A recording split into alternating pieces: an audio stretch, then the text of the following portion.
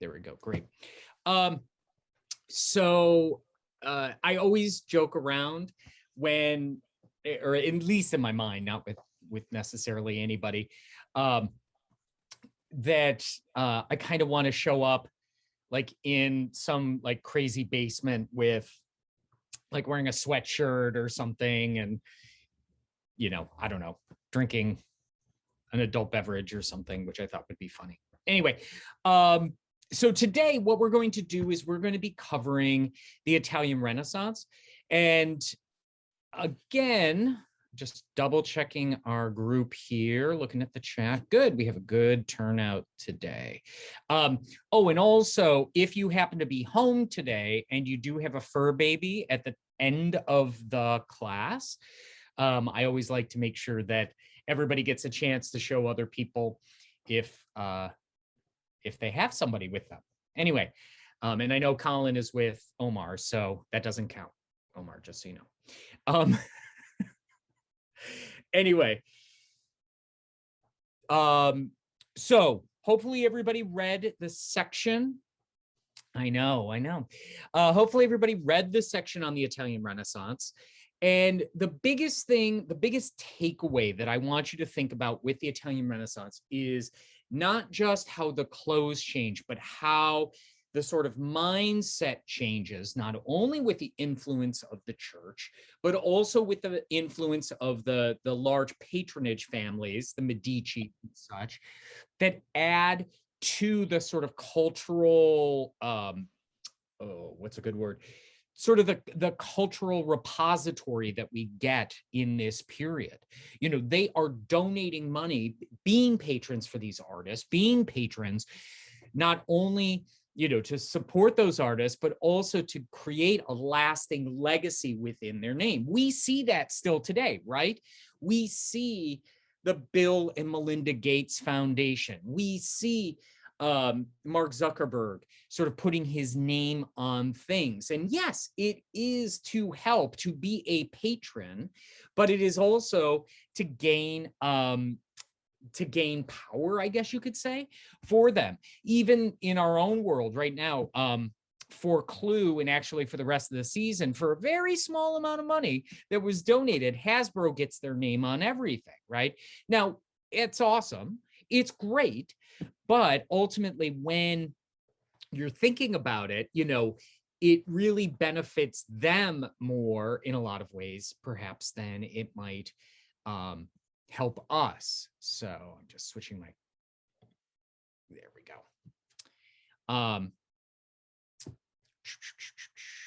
Just have to there we go. So ultimately, when we talk about this idea of patronage, we have to take it sort of in two steps, the people that they're helping, but also how does it help themselves? And this does go beyond just the church. It goes into, again, fine art. It goes into sculpture. It goes into all the Ninja Turtles that we're used to, right? When we think about the idea of the famous Italian Renaissance artists. And part of that too, that I want you to sort of, try to put into your mind is this idea of, with the wealth of money and this idea that art as just an occupation is allowed to grow, is allowed to become invested in, not only by money, but also with time. So people are no longer, just those monks sitting at home, or in their little cubicles doing the illustrations, but there are people who are actually making a living as artists and investing their time into that art. And that is why the art gets better, in a lot of ways, as well as a general understanding of mathematics, a larger idea of perception. When we talk about the Italian Renaissance, we often talk about the development of art into, the better use of perspective. And when we look at the slides today, we're going to see a huge leap in just the visual representation of what is there. And as I had mentioned, this is happening at the same exact time as the Gothic era. that high Gothic era that we saw before. And eventually they're going to sort of go like, they're parallel to each other, and then they're going to converge as the Gothic world sees the art and the culture that is coming out of Italy, and eventually brings that spirit, that energy up to the northern European areas. And then we see those areas start to change in their relationship to art, to architecture, and all those sort of things. So keep that in mind. It's a very important element of this world, and it does really help us frame it and put it into focus as to why all of a sudden it seems like magic is happening. Now, a couple other things historically that you do need to sort of keep in mind when we're talking about the Italian Renaissance. First of all, is the power of the Catholic Church and the money that the Catholic Church had, right? They are not only building these cathedrals and these beautiful buildings to represent the church, but they're also starting to develop holdings that are made by these artists, whether it's statuary, whether it's architecturally, that raise, in a sense, the visual nature of the world that is around them. So of course, we're going to see some impact there on clothing. And we're also going to see how the Catholic Church, in its power, will have an impact as it moves forward. Now, a lot of these images, a lot of these thoughts still have religious feelings within them, and yet they tend to still focus on a modernity of the world that is around them, if that makes sense. Like we saw before, we see traditional scenes with both historic, quote unquote, costume mixed along with contemporary clothing. And we start to sort of rearrange the vision and the thought of what art is overall. Does that kind of make sense? I will ask every once in a while for you to do that. If everybody has like a second, can either thumbs up or something like that. It helps me feel like I'm not talking into the vacuum as much. Awesome. Thank you. See, just a little bit of response keeps me going. I wanted to share this with you for some of you. This is my Tuesday, Thursday mug. This is the great kings and queens of Europe. Of England. I drink out of this mug every Tuesday, Thursday. It helps me center when I'm thinking about. It's not stunning. It's just silly, but it sometimes helps me like remember where we are in class. Oh. Okay. Now, when we're talking about clothes, we came from, talking about this Gothic era, again, paralleling what we're talking about. So we're going to see some conceptual ideas that are the same about clothes and how clothes are worn. But the thing that we have to remember is that Italy, which we also have to remember, and I've mentioned this before, isn't a country. It's just a jumble of sort of city-states and such. Oh, great. Great. Thanks for the notification. I'm going to be getting apparently notifications through this whole thing, even though I turned them off. Each area, first of all, will have a bit of its own theme. We're not going to really go into that, but no, sometimes if you get into the deep dive of the Italian Renaissance, you can see a different style in Rome than you may see in, say, Padua, or you might see in Venice, or you might see in Florence.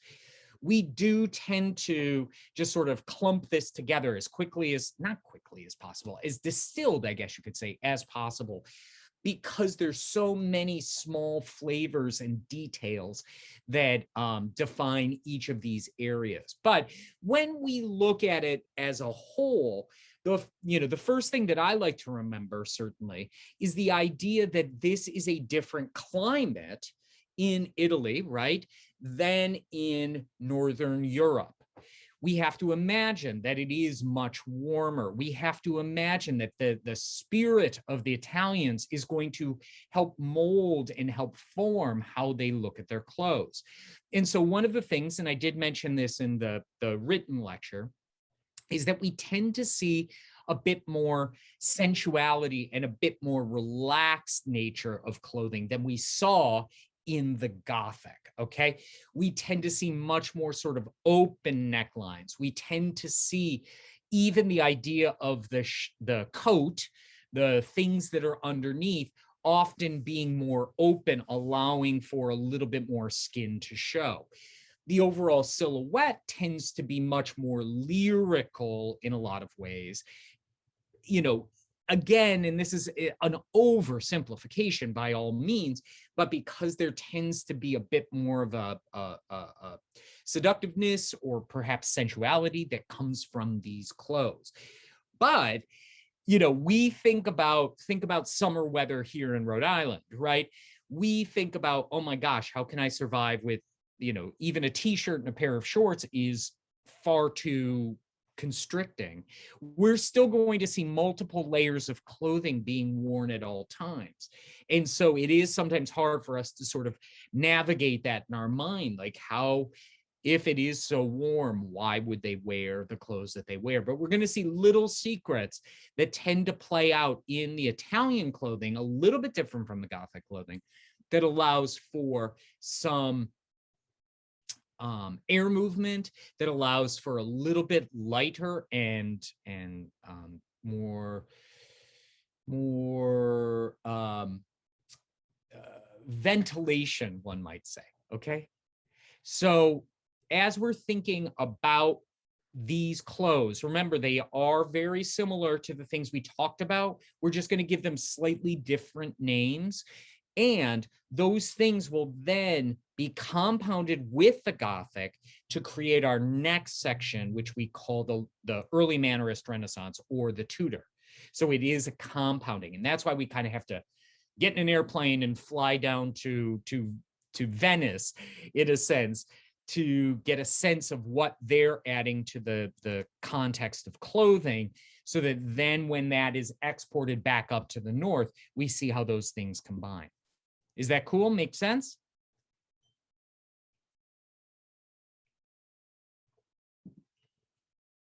Okay, thank you, Omar. Okay, there we go. There we go. So let's start by looking at,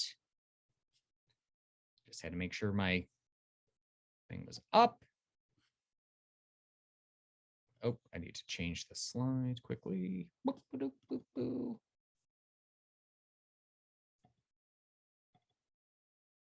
Okay, and I'm hoping we can see this, yes? If you can give me a thumbs up before I go into slide mode, excellent, thank you very much. Because once I go into slide mode, then almost everything ends up not playing the way I want it to play.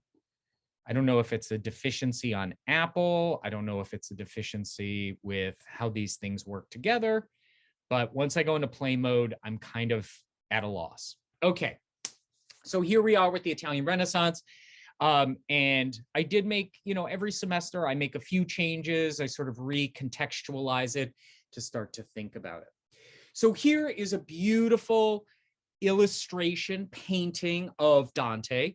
And if we look at this, we can see very, very, very similar silhouettes, I guess you could say, similar ideas about clothing. But notice that we saw in the Gothic, even with this idea of kind of a houppelande-like idea, but who wants to sort of offer up why we might not call this a houppelande? You could turn on your mic quick and pop in a couple things.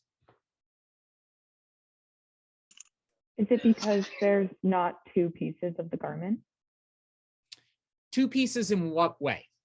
Like, because isn't a houppelande like there's the bodice and then there's the actual skirt part, which is cut differently, right?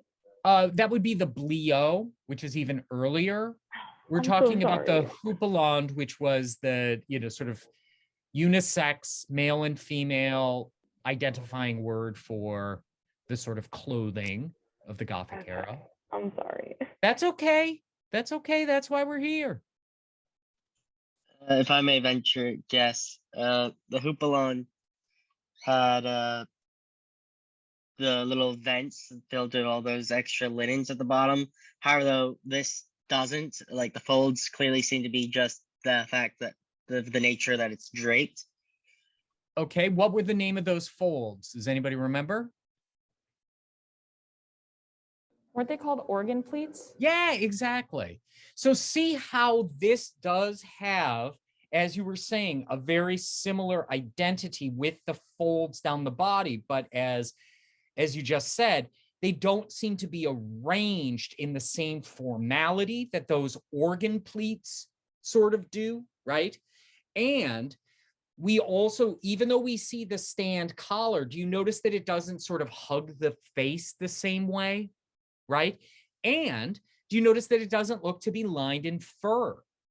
Like we will see some fur, but it tends not to be as evident as in a lot of the stuff we saw in the Gothic.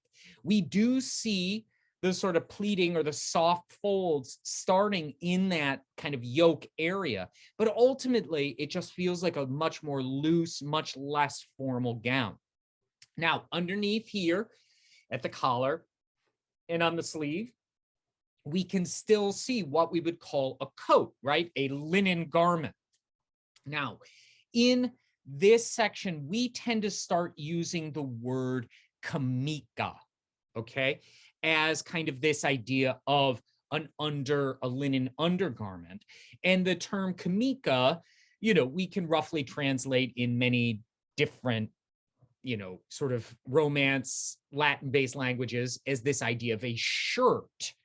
Now, this camica, this coat, would probably go down as, quite a bit down, much like a night shirt might today or a longer shirt. But we're going to start to see these camica, these coats start to get shorter and shorter as those garments on top start to get shorter and shorter as well. Notice that we can see the falling sleeve in the back, the pendant sleeve or the hanging sleeve sort of happening as well. But the whole mise en scène, which is a word I like to use when I'm like, it's kind of talking about the silhouette or the feel of everything, tends to be much more relaxed. And then also take a look at the shoes. Do you notice that those shoes aren't those poulain like we saw before? Those tend to be very northern in kind of those pointed toes. We tend to see much more of a slipper when we're talking about Italian Renaissance, something that feels a bit more natural onto the foot. If we look up at his head, first of all, you can see the coif underneath that linen cap. He's not wearing a barbette, right? He doesn't need a barbette, but he's wearing a linen cap that ties underneath the chin with those lappets. And then on top of that, that's the only fur we see, which is sort of a bagged hat, much like a toque we might see today, or I think y'all call them beanies, right? But is lined in fur, something that is very sort of floppy. Okay. So here we see a much more sort of formal outfit, and many of the illustrations, and this is again, while we're really starting to understand this idea of perspective, starting to understand how things work out, we can see garments on the body. Now this one, it's a little hard to say, and if we were in class, you'd see this motion that I talk about, which is stepping into the painting so I could see what was really happening. But because it's cut off so high, right, I don't know exactly what I'm looking at, but I can see some sort of outer garment or two. This over part with what seems to be without sleeves does sort of fall into houppelande like pleats, right? So that's pretty cool. But more than likely, you can see a bit of what appears to be that this overgarment is separate from whatever the sleeve is, right? It looks almost like a tabard or some sort of overgarment that is then put on top of another garment. So you can kind of get a sense there. But what's also nice about this is we really start to see how the shirt, this kamika, can have many different ways about it. This looks more like a shirt to us, right? In our standard sort of idea of a band collar. And you can see how there's that piece of ribbon that is on it. And then in the main garment, the red garment, you can see the stand collar falling into place. Now, it's really bizarre. For those of you who are like totally costume historian geeks, the cut of these collars is so weird because when we cut collars today, we tend to cut from the shoulder and down to scoop into the neck. But if you notice, this one cuts down into the back to keep it standing up straight. So if you sort of cover the head with your hand a little bit and just look at it, it almost looks like it's backwards. Maybe you don't see it, maybe it's just me, but it's sort of this strange way of cutting it, as we might say, curious cut, to keep that straight up and to figure out how those collars are going to sit best.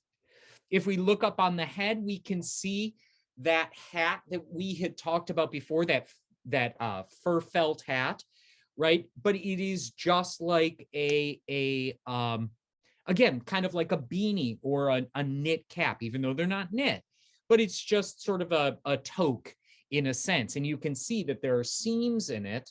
So it'd be a tube that you would seam. And in, you know, the Gothic, they would sort of roll it up into these big rolls on the side. These tend to be pretty simple.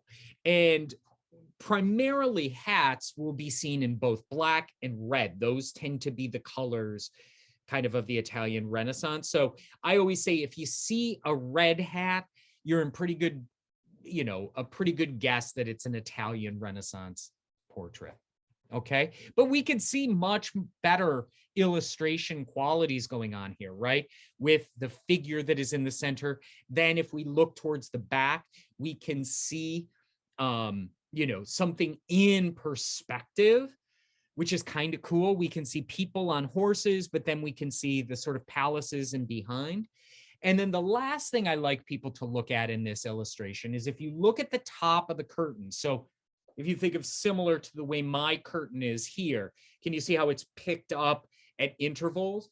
But where that band is across the top, you can see detailing on that that feels very Byzantium, right? So we can see how we have that connection still to the sort of Byzantine world that sort of translates down into that Roman Catholic tradition, and into just decorative devices altogether.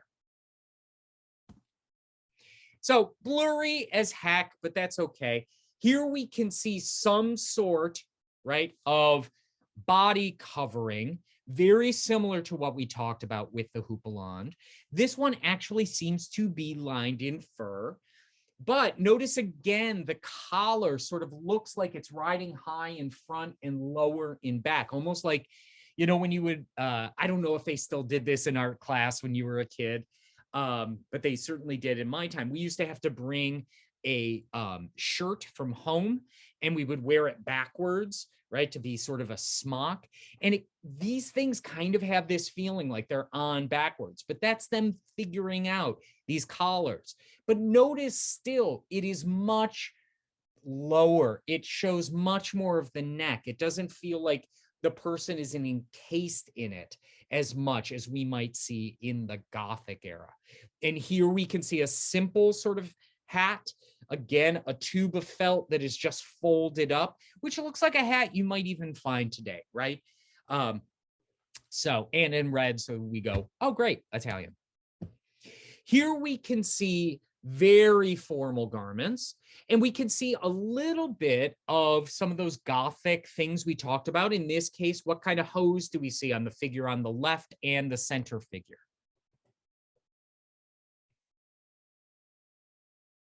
The ones that have two different, like they're two different ones. Yeah. And do you remember two what we different call that? legs. Well, someone said it in the chat. I don't, so I'm not going to. I can't see the chat, unfortunately. The Oh, chat doesn't come up when I'm in slide mode. Let's see if Let me maybe see. It's Riley said party colored. party colored. Excellent. Thank you, Riley. So here, so again, I should have mentioned that my chat disappears when we go into full slide mode again. It doesn't make me happy, but it's where we are. We got you, David. Thank you all. So here we can see the garments, and notice how they have a similar feel to the houppelon mi-jambe, right, that we saw in the Gothic. But notice that the collars again feel very low. They feel much more into the crook of the neck. And even the silhouette shaping that is there, even though it feels organized, it just feels a little softer. It feels more like something that is just simply belted. And even though we have the organ pleats, they don't feel as like padded and thick as we might see before. We see some trimmings on them. And again, those might be the linings, but I hasten to think that those are furs for right now. And we can see how we're going to start to focus on this idea of a covering for the torso, right? And then eventually a covering for the legs. And even with this party coloring, we're going to switch out eventually how these look. But remember that we're going to start to mix both these sort of garments along with that pourpoint, along with a couple other things that come our way to help us move ahead into understanding. And again, two ways we could tell this is Italian Renaissance as opposed to Northern High Gothic is, first of all, the red hats, right?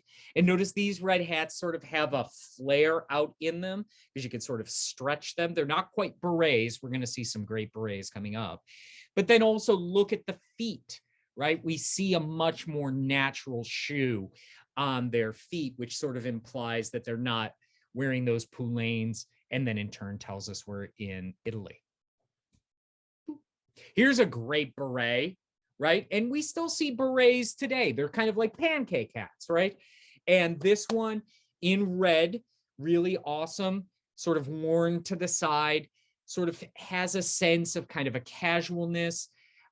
We tend to, again, equate these today with like a Parisian flair, but we tend to find them first in Italy during the Italian Renaissance. And what's really swell about this one, aside from the fact that the person looks like Gerard Depardieu, is we see also some of the different ways that people are wearing these clothes. Now, this is a little bit later in the big picture of it, but do you notice that in this case, the camika is sort of worn open and low?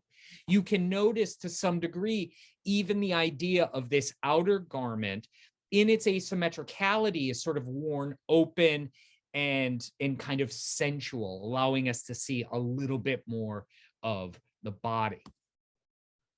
Here we can see, again, another Italian illustration. This person looks so scared, right?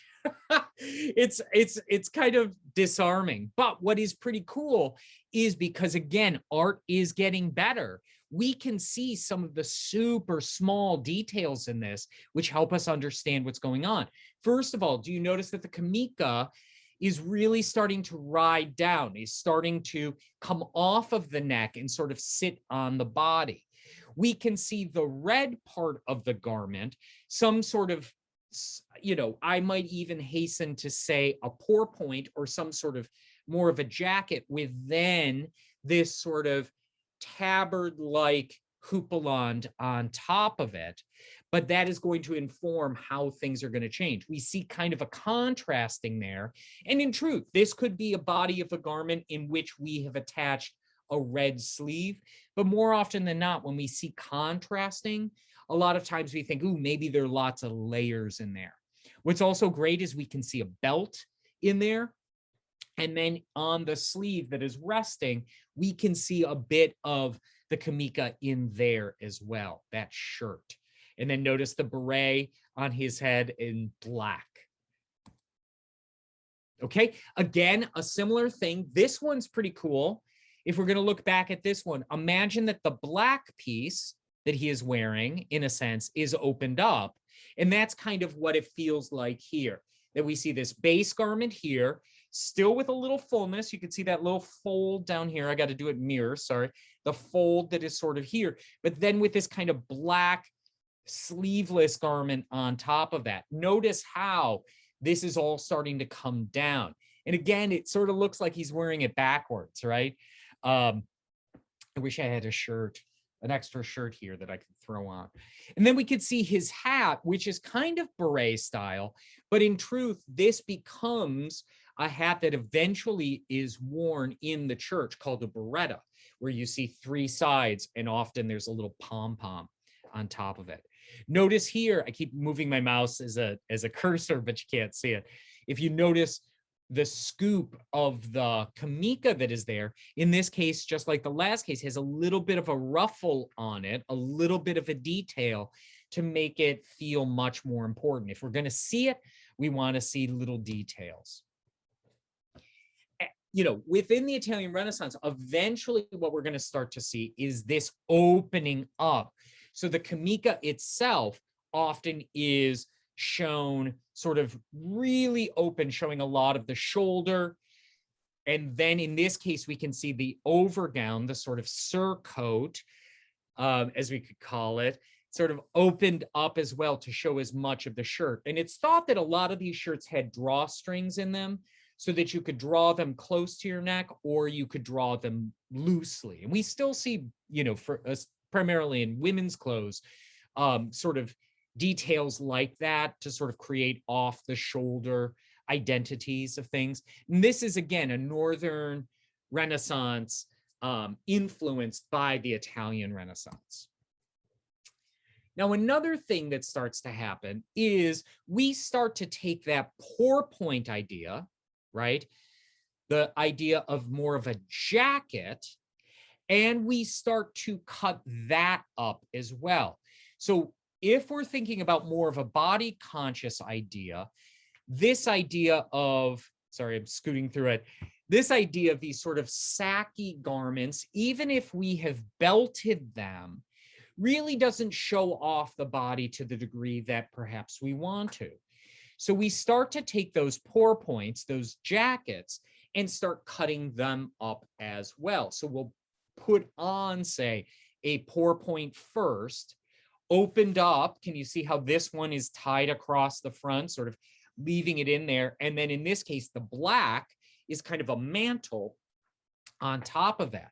But you can see that there are sort of openings throughout this garment to allow the camika to show. So we see the sort of camika detail happening here, showing off much more of the neck, and then in between all of these little areas that have been tied off. Okay, even if we look on the sleeves, we can see that those sleeves of this, it's kind of weird, but this pourpoint or this jacket seems to have openings in it as well to show much more of the shirt. Okay. Now, does anybody know who these people are? So again, I can't see chat, so you're going to have to turn on your mic if you have a guess.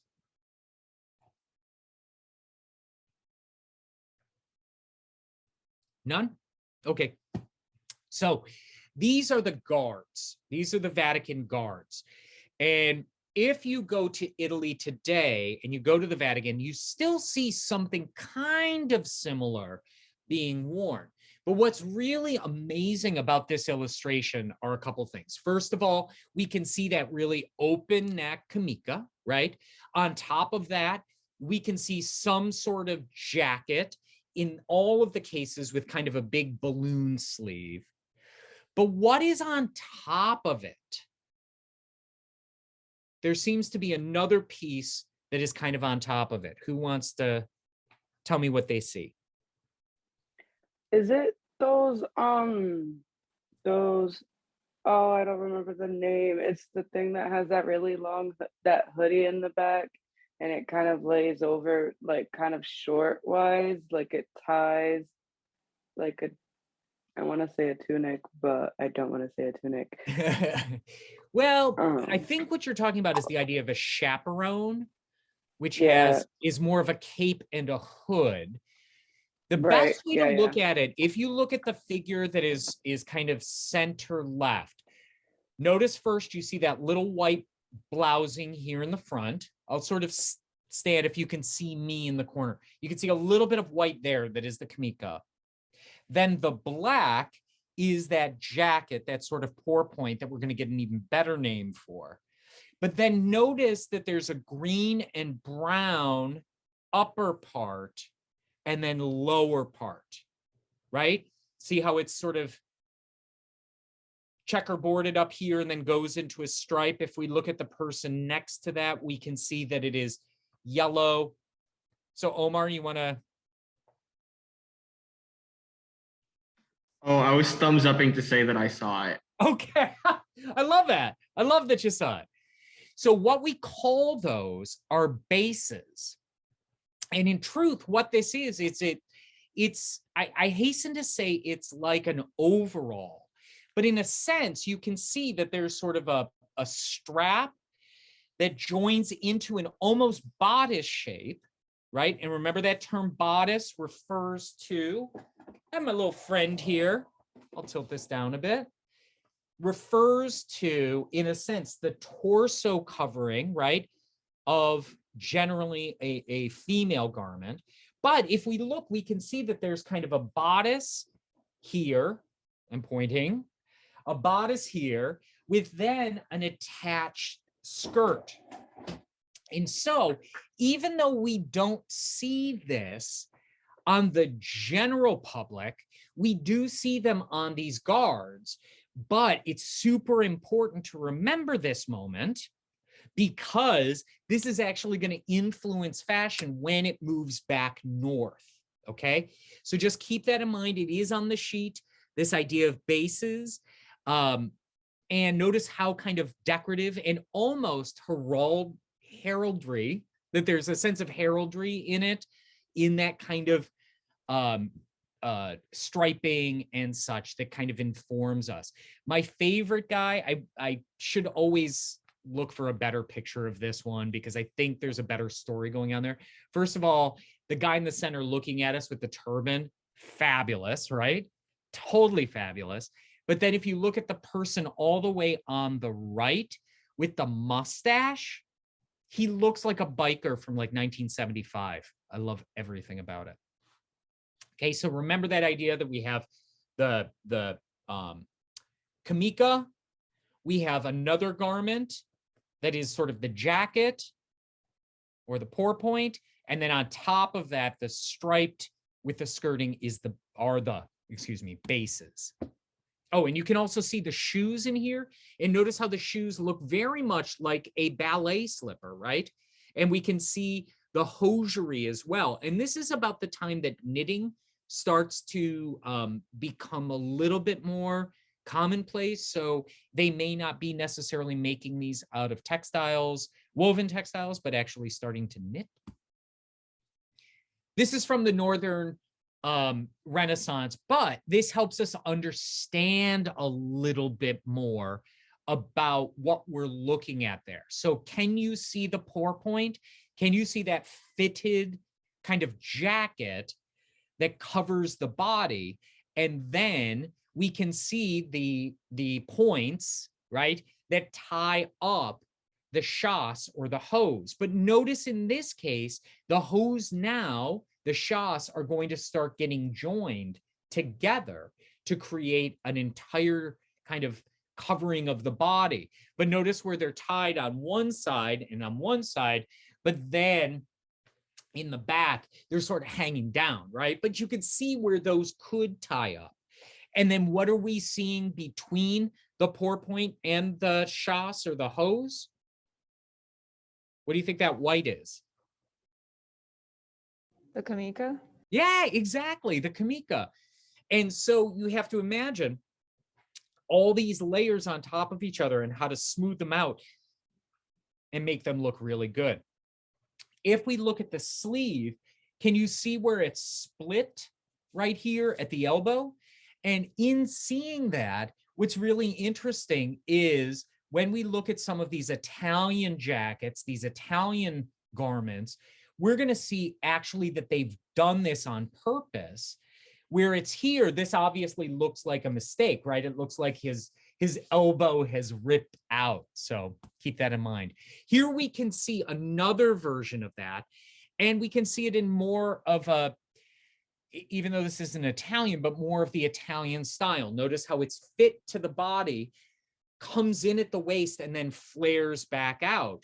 Then we can see on this sort of, for lack of a better word, peplum, this skirting, we can see then how the hose, the chasse, are then tied to it. And then notice, what do we see in between the two red legs?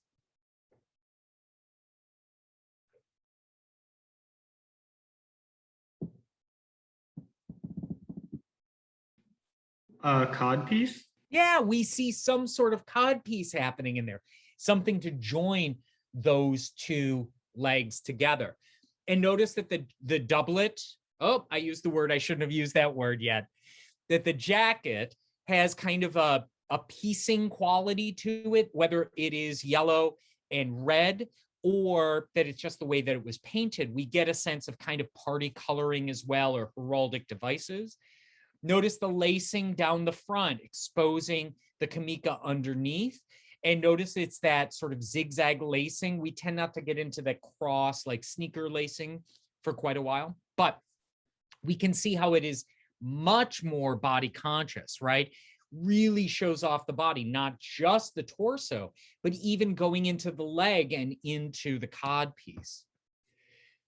Here we could see some folks hanging out in, I think this is Venice. And the first thing that I want you to notice is, again, the bare necks, right? And much more of the camika being shown in the front.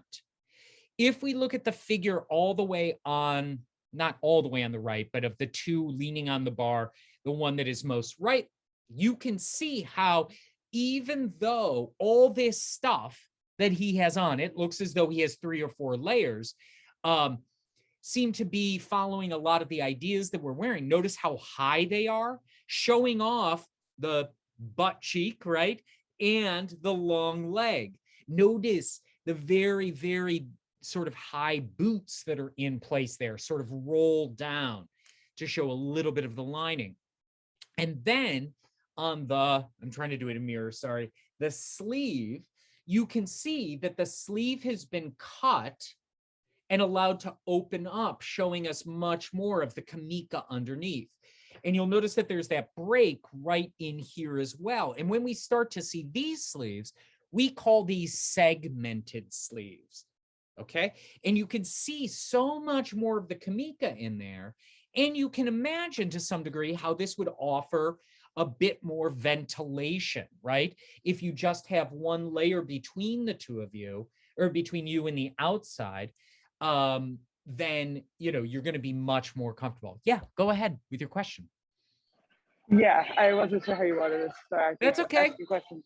Can you say again how the what the difference with the sleeves are? Yeah.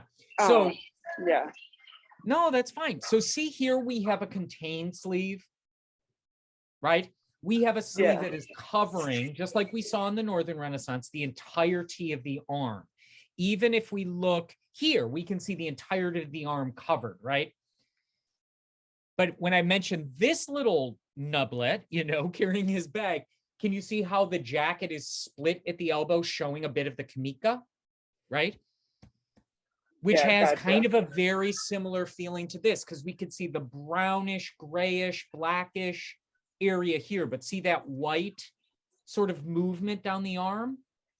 Right. That's showing us a split sleeve, or in this case, as we call them, segmented sleeve, where the upper part is one part tied onto or sewn onto a lower part. So you can see where it kind of breaks at the elbow, and then there are ties over it, right? It's segmented into pieces to allow the camika to show through.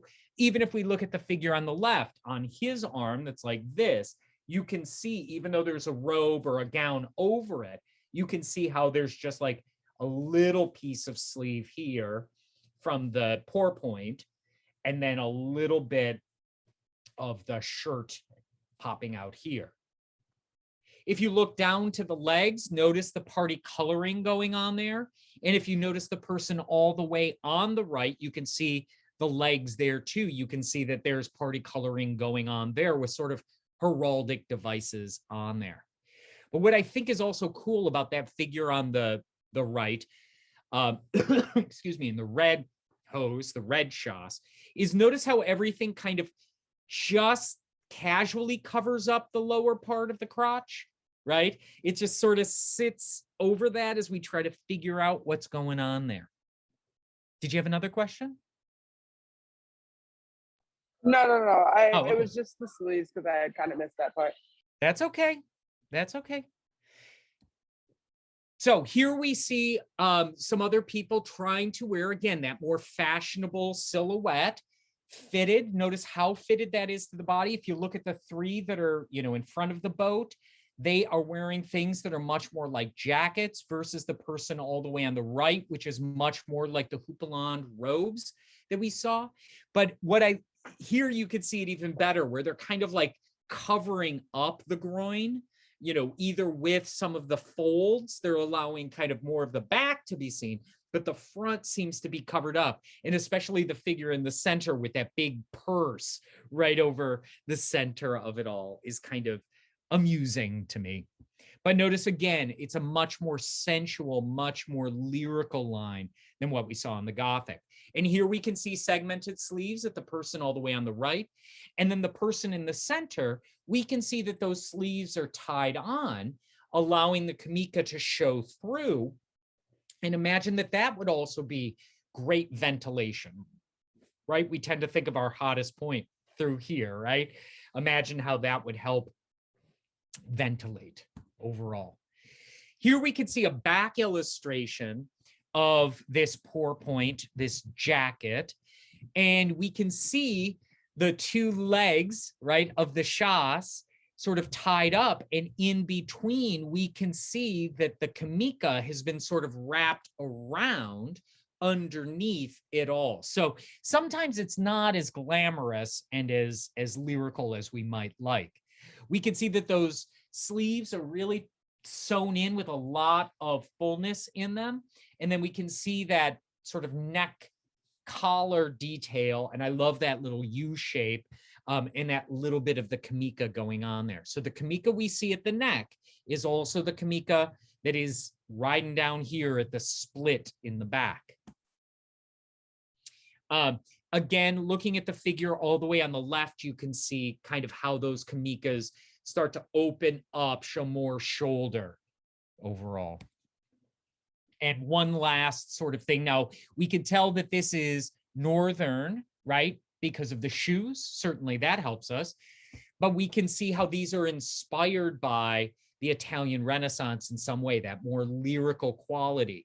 And what's great is we see the two chasse and the party coloring, and then we can see that the cod piece, that center section, that V, is also party colored as well. Sorry, kept stepping on something that was driving me nuts. And then we can see the points, all those different ties, which add detail to it all. Now, here we see a pair of chasse, a pair of hose, and we see a couple layers on top of it. So first of all, those little red ties more than likely are holding up the hose.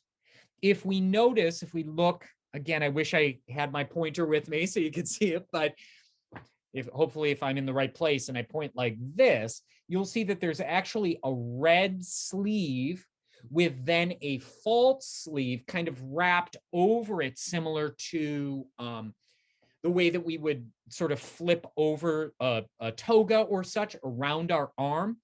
So those little red ties are tied to that jacket, that red jacket.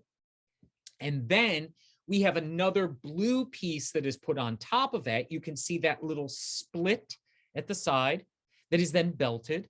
And that is what has the false sleeves in the back. Make sense? And notice the textiles, how beautiful they are. Notice how embroidered and woven with gold they are, because the textiles are really selling a lot of the details here. But what I really like is you can see the shaping over the backside, and you can even see a seam down the center left leg of this person. And this is a little bit later, but it's showing you how the codpiece could be joined onto those two shahs to sort of bring them all together. Now, this is kind of where we end, in some ways, the Italian Renaissance stylings before we move into the Northern Renaissance. But what is really super cool about this is a Northern artist named Albrecht. My German is not as good as I would love to have it, but you can see that he is very influenced by this Italian style. First of all, this really, really, really open jacket, okay? Where before we had those sort of closed pour points, when we really start to open them up like this with more of the ventilation and such, I tend to call these patlock. Now, again, this is just to help us organize, some of these ideas.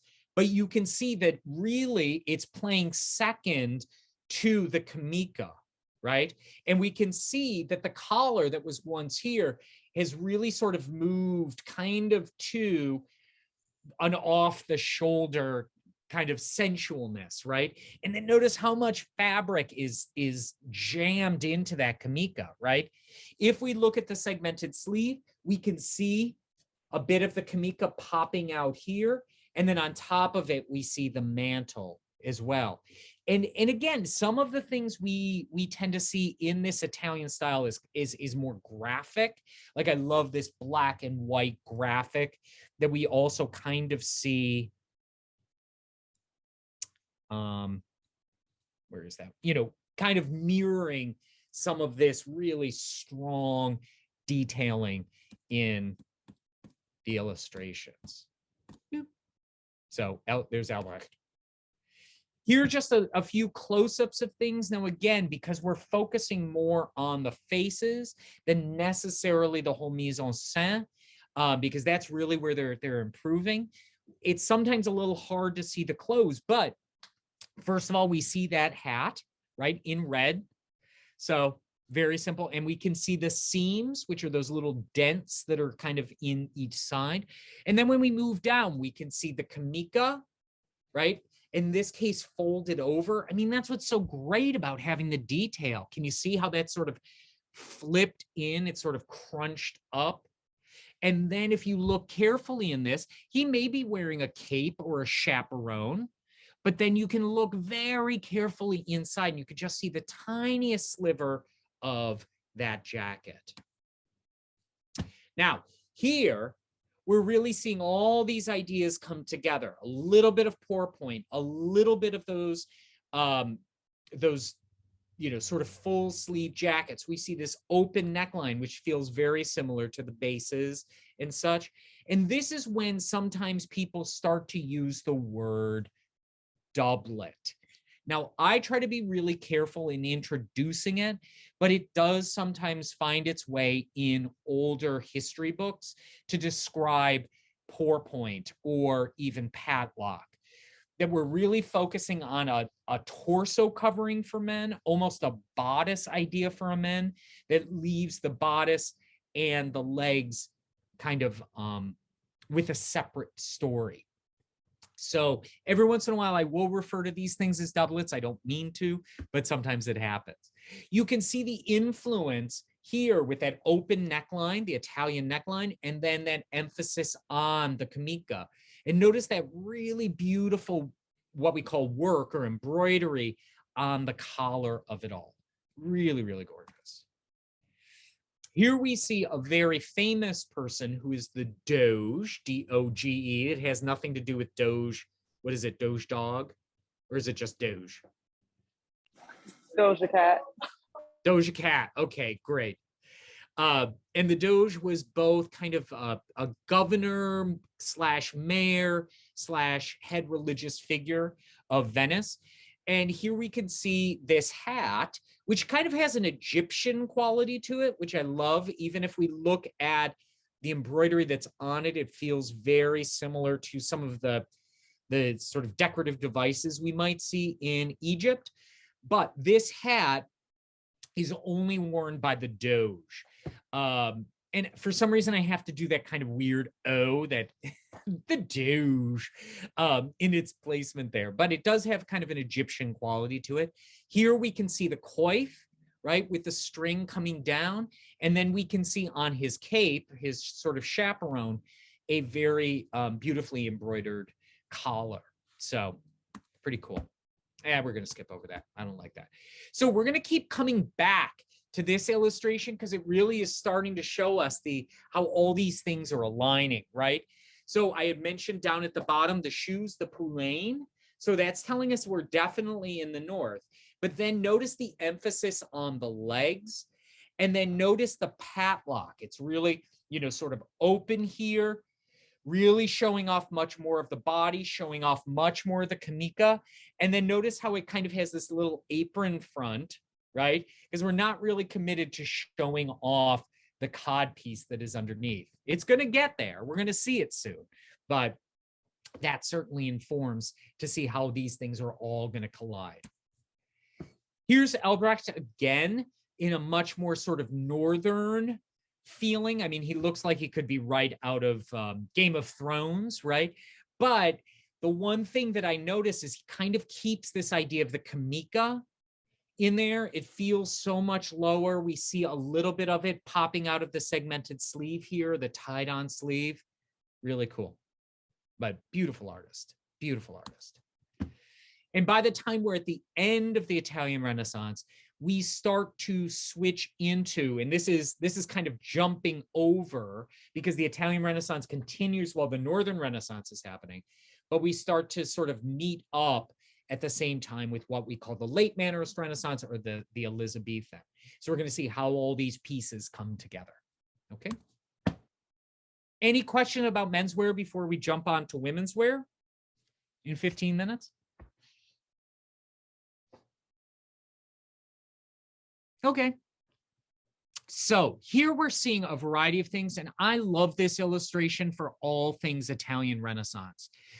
So first of all, the figure on the right, all the way on the right, as you can see, is wearing a dress from antiquity. Now, it has sewn in sleeves, so it's much more tunic-like, but the overall feeling is supposed to feel more like Roman, right? That it is from another time. Even if we look down, we can see the sandals. Versus the figures here in the center and on the left, we can see in much more of a quality that is Italian Renaissance. The two figures in the center with the couvre-chef, with the veils on, obviously are a little bit more old, not just because of their face, but the way their clothes are covering them. And we can see that they're wearing gowns with a mantle on top. But if we go to the next figure, the woman sort of the most left of the three that are in the four of the painting, excuse me, we can see a gown. And in this case, the gown we can't see fully because we can just see sort of the center section. And we can see the sleeve with the segmented sleeve, right? With a bit of the shift popping through. But then notice over this, they're wearing sort of a long gown as well. And this is kind of an offshoot of the sideless surcoat, and we call this gown a ropa, okay, R-O-P-A. And it's basically just an at-home robe that doesn't have sleeves. In this case, it looks like it's open all the way down, but sometimes they are closed on the sides and the arms just come through. We'll talk about hair in a second. If we look all the way in the back, we can see the servant woman wearing, very similar silhouette, but opened up with a red bodice that is joined at the front with then tie-on sleeves in blue. And we can see the red bodice over that we're wearing an apron, but that bodice is probably a gown because the skirt is in red. I just caught myself in my viewer, and the contortions that I was just doing were the weirdest things. I'm sorry. I'm sorry, hopefully you're looking at the slides and not me. So here we see, remember how we had talked about the raising of the line of the bodice. And here we're seeing some, I believe these are Venetian courtesans, as we call them. That's a very loaded word altogether. And apparently every animal in Venice has come to visit them. But you can see in this case, a very open neck, very rounded. We can see the shift or the coat underneath in linen, right, with the segmented sleeves being puffed out. We can see that the bodice ends really underneath the breasts. And for those of you who took second semester or know a little bit about the Regency era, we can see what feels, a direct line into the Regency. But what I want you to also focus at is go all the way down at the yellow and green gown. And you can see that, the feet look like they're wearing kind of, Frankenstein boots, right? Frankenstein's monsters boots. Well, again, they're probably wearing something like the chopine that I mentioned before. And if you look right next to the peacock, you can see those Venetian chopine, which were exceptionally high, right? Very, very high. You'd put your feet in there and then that would keep you well above everybody else. Here we can see an image of those chopine that, though these are a little bit later, they're a great example of how high these shoes could go so that it would keep you out of the muck and the dirt. Here we can see, again, kind of, I see a bunch of Italian stuff in this that sort of represents whether it's the striping, whether it's the idea of the smooth hair, as opposed to all those hennins and all those goofy things we saw in the Gothic. We see these stripe sleeves. You can notice that they're tied on and they're segmented. They're made up of strips that are then tied on. We could see the gown with then the shift here. Again, nice big open neckline. And we can see, in a sense, the use of pearls and then this braid that is laced down. Here we can see a ropa, which is the yellow. I'm always kind of pretending I'm the person in the portrait, but you can see the ropa, and then you can see the undergown with the segmented sleeves. And then if we look at the front here, right, we can see that that gown is laced, very similar to what we saw in the Gothic era, with the shift or the undergown sort of being shown in there. And if you look down at this elbow, you can see where that sleeve is segmented to show a big chunk of the shift or the camicia. The hair.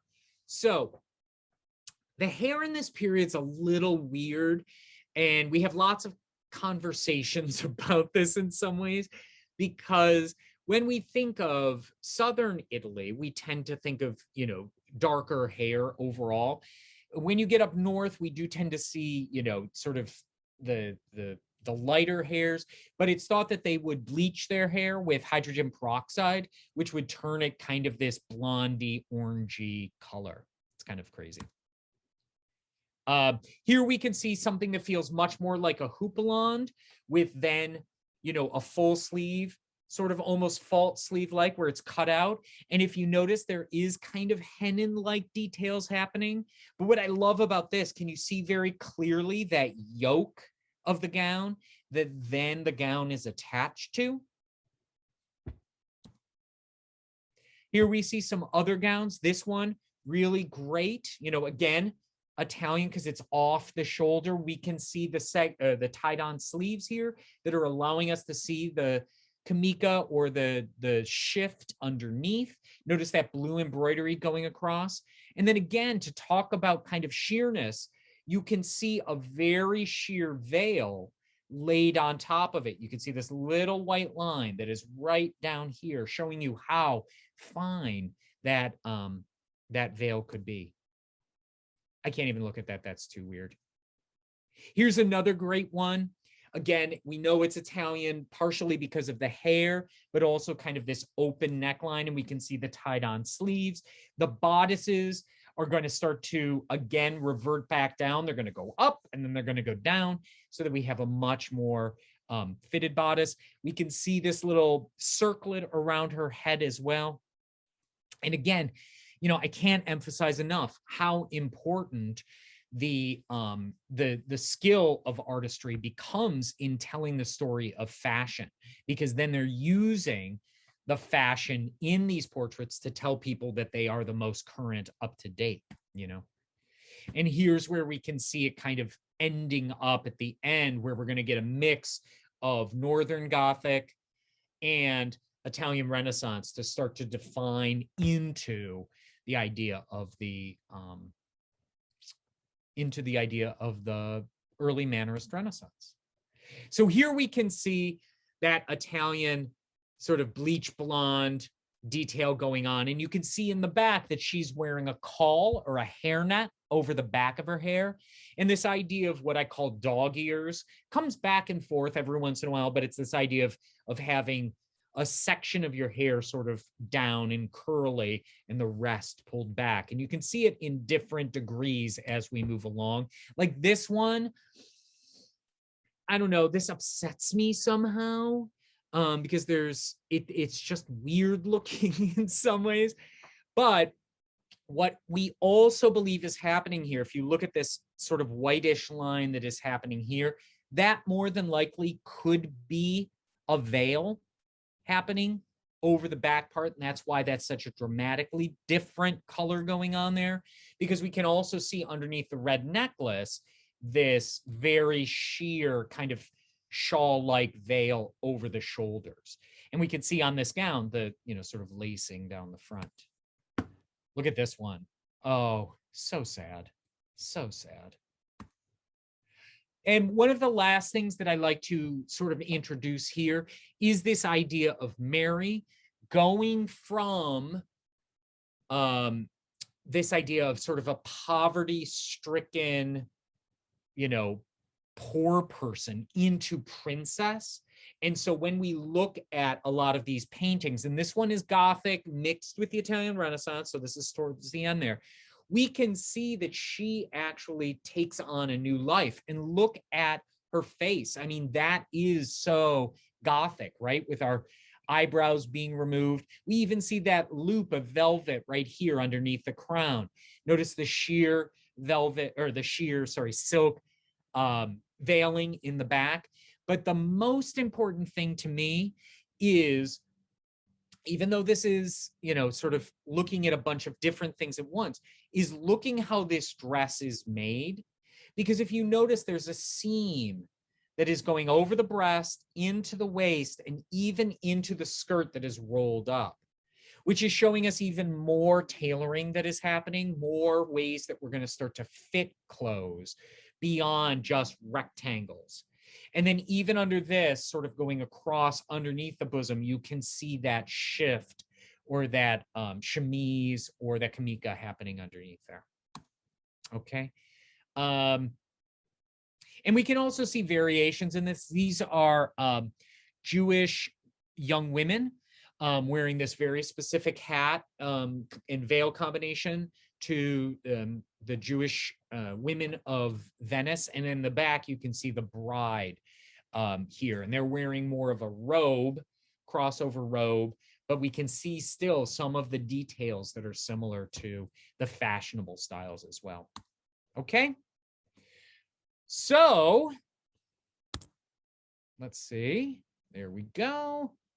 There we go. There we go. Where are we here? I need to do it this way. There we go. Look at that. Not enough color. Party. Dang it.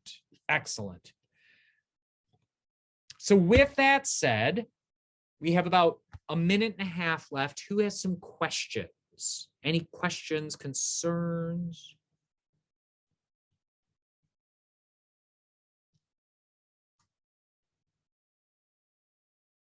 Nothing?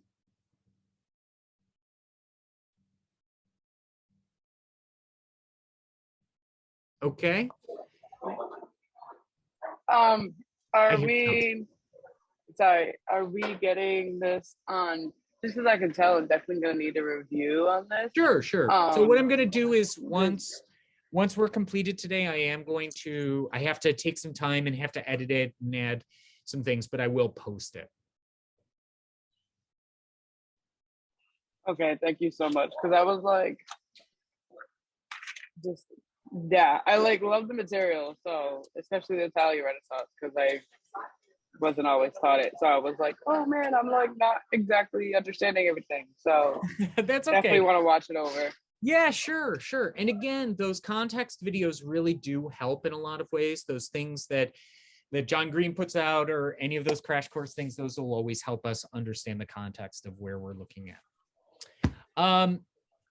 So is anybody home and have a fur baby next to them that wants to show them? You can turn on your camera so we can see them. If you I would do. love to be home. Anybody? This is so disappointing. No fur babies? Unfortunately, tell my you, cat is eating on the floor right now, so Ah, no cam pictures. Sorry. okay. Yeah, Okay. I think URI's got to change their pet policy. I think we all need our own animals. We need to have a therapy building, right? That you can go to, and it just has all sorts of animals running around, and you can just go. And my favorite thing is when on the quad at the end of the semester, often they'll bring in dogs and such that you can go down to the quad and just sort of touch. Yeah, I think the puppy raising club has done that like once mid-semester, because I've definitely seen it, or it was rabbits. I don't remember. It might have been rabbits. Okay, team.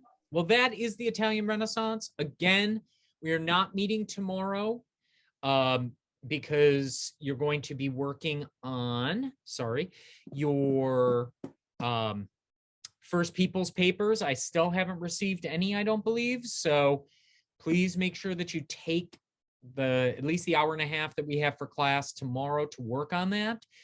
And we will pick back up on Tuesday of next week with the early Mannerist Renaissance, or what we call the Tudors. So please make sure you're up to date in Brightspace with that, okay? And terms are going to start again. Thanks, David. Okay, Thank thank you so much, David. This was awesome. Thank you so much. You're Hope you have a great. great day. Feel better. Thank you.